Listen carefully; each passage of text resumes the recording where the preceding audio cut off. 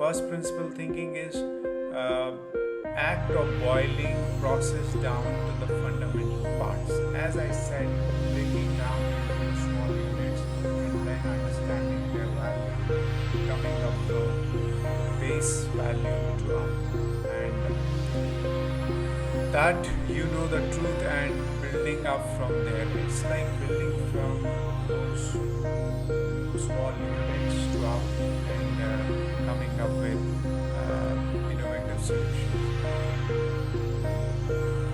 So defining first principles, let's define it. Aristotle defined first principles, the first basis from which a